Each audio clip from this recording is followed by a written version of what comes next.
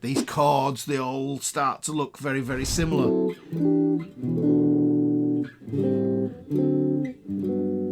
When we add sevenths to chords, we essentially take a 3-note chord, triad, and we turn it into a 4-note chord. But what we're going to do is use the 5R3 shape, and we're going to use the R, the root here, to find the seventh. Because if you think about it, that's the root note of the chord. That's an octave. If you think oct, 8. So when we move down, we get sevenths. The way I like to play these 7th chords is as shell chords and really take a lot of the bulk out of the chord instead of playing 6 strings for an E shape, for instance. If you've got a pen, got some paper, write this down. Normally with triads, the order goes major, minor, minor, major, major, minor, diminished. Major, minor, minor, major, major, minor, diminished. Those are just the 3-note chords, okay? If we add that 7th, something else happens. A pattern emerges that we need to memorize. Chords 1 and 4 become major 7 chords. Chord 5 becomes a 7th chord, a dominant chord, also known as a dominant 7th chord. 2, 3, and 6 become minor 7ths. Chord 5 is the odd one out of those majors. It doesn't conform the way that 1 and 4 do. What does that actually mean? So what I'm saying to you here is this: major, major, major. So we've got a major chord here. We want to turn this into a major 7. I'll play the major 7 so you can hear the sound. Okay? There is a quality and a personality to that chord sound. And for me, that sounds very romantic. If I play the same sound here, on the 4 chord here, you can see this is a major 7 chord again. And if I come up here, I've got to change this major 7 now into a dominant 7th, and that means it's a major triad with a flat 7. Which means I go here, I go root, the 5th root 3rd, there's the root, major 7, flat 7 there. And then we get this bluesy sounding chord here. Yeah? So listen to that. 1, 4, 5. Now, how did I get those major 7s? And what I'd like to do is deconstruct this E shape a little bit, because when I play it like this, it can be hard to see where it came from. So what I'm going to do is move it around. So if we move this here, we've got the 5th, the root, and the 3rd. Now, I know I need a major 7 in there. So this pinky here, that's the octave. So I need to lower that 1 fret there to get onto the major 7. That means that if I want a major 7 chord, I'm going to play this. This is the full 6-string version of that chord. It's still got the same quality, but lugging that pinky over there can feel a little bit awkward. There's a nice, easier way to play it. Some notes you don't always need. When I talk about chords, and sometimes I talk about the full chord, when I talk about the full chord, I'm talking about the chord up to the 13th. There are certain notes that we can omit legally. One of the notes that we can get rid of is the 5th. So I'm going to get rid of this 5th here. And that puts me like this, thusly. Now that's going to be a bit of a monkey to hold there. It's just awkward. Do I need this root note over here? Well, I've already got one here. So I only need one root note to give context to the other notes in this chord. So I've got my root note, okay? Got a major 7 there. And I've got my major 3rd there. I do like to put this 5th on the top here. Yeah, so we've got this here. That is the major 7 chord, okay? Now I don't actually have to put that 5th on. That gives me all the stuff that I need. Notice there's no 5th in this chord. This is the root, a major 7, and major 3rd. Yeah? We still get the personality and quality of the chord. I just think that that extra 5th there rounds it off, smooths it, and stabilizes it a bit. I tend to think that's what the 5th does. So if we take that chord there, there's the major 7, and then we can think to ourselves, well, what is it? What does it look like? What does that look like there? If you look at it, if I move it down there and I switch my fingers around, it looks like an A minor, which kind of looks like an E. Yeah, so we're talking about this. It's nice and easy for you to get your hand around. The thing to remember is that the 2nd finger and the 1st finger are on the same fret. Notice that this major 7 chord, it only covers 2 frets here. I'm muting out the thin E string. I'm not playing the A string either, guys. My first finger, the pad of my first finger, is muting that string out. So this is my first chord. Chord 1. Now, it's a lot easier with the A shape. Let me just show you. There's the A-shaped major 7 chord. All we need to do is we look at our 5R3. We take the root and we flatten it once to get the major 7.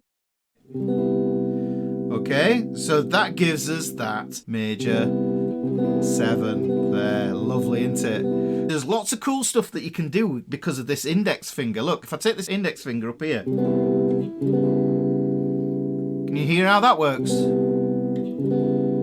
Yes, I'm changing this into a minor 7 flat 5, which is chord 7. If we take it off, we can think of that as a minor, we can think of it as a 6th chord. A lot of the shapes repeat.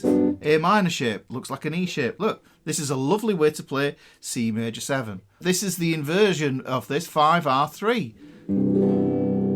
It's super luxurious sounding, is that one.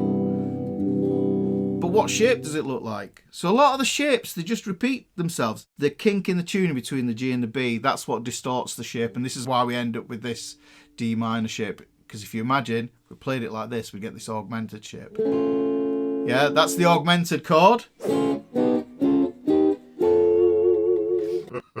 Very Tom and Jerry. So we've got that there. Now, taking that A shape up there, take the root, 5R3. Like I said, take that root down to the major 7 and the minor 7. Tangent. If this is a major 7 and this is a minor 7, then what that should remind you is that majors and minors always travel in pairs. They are like Mr. and Mrs. Okay, so if I want that flat 7 there, that's how I get it. Now, remember what I said about the personality of this? Kind of romantic, slushy. It's almost nostalgic. It's beautiful. Now, let's look at the minors. Let's pick on chord 6 up here. 5R3. We take the root here. We've got to have a minor triad with a minor 7th. Major 7th, minor 7th, because major and minor travel in pairs. We can take this shape here. There's a thing to be said about this shape. It's nice like this. I like the fact that the pinky's free because we can add a 7th here. We can add a pinky here. We can do this thing as well that I call hinging. We'll leave the bar on.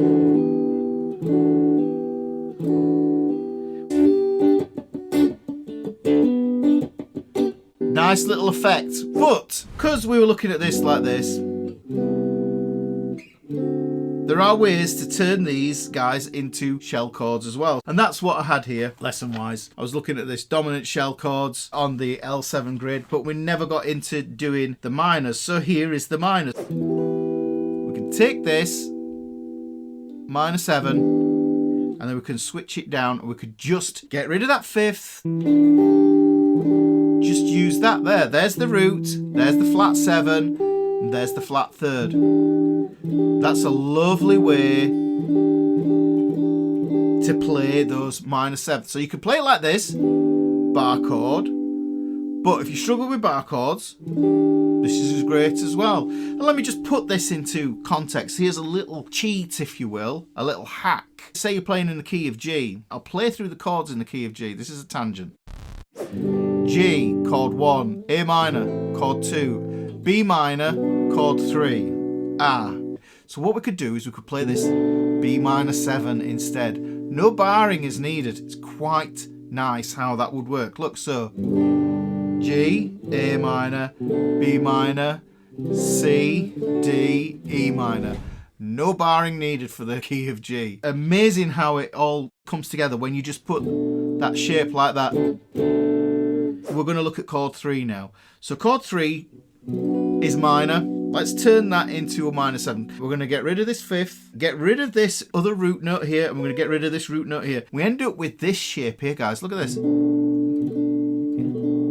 It's a very small shape. And I love this one. I especially reserve this index finger because I like to play the 11th down here.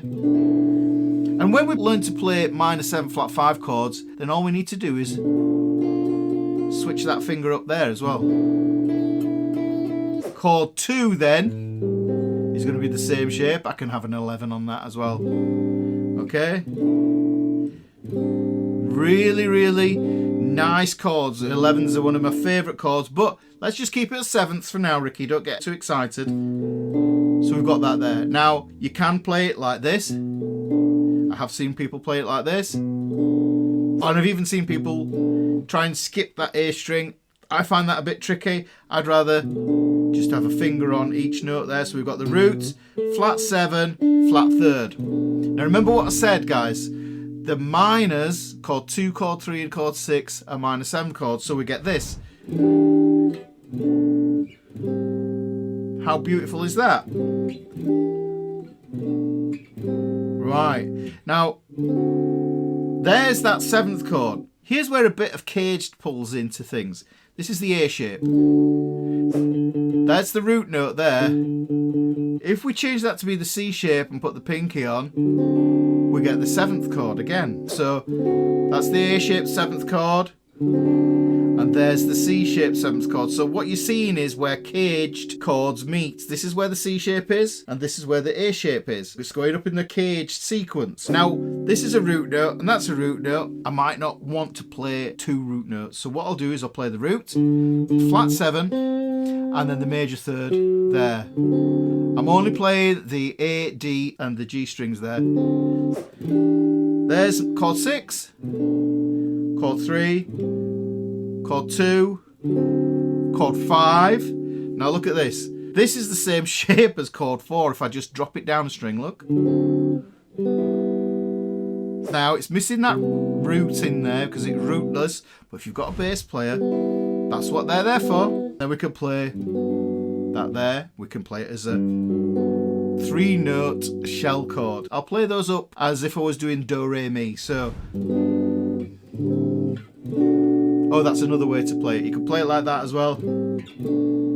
4, 5, then 6. Now, here's the cool thing. If I go up a whole step there, and then I just switch that around that way, there's that minor 7 flat 5 again. Yeah, like I said before, is if you think about a major 7 chord and move the first finger up, then you get that minor 7 flat 5 shape. Because, like I said, these chords, they all start to look very, very similar.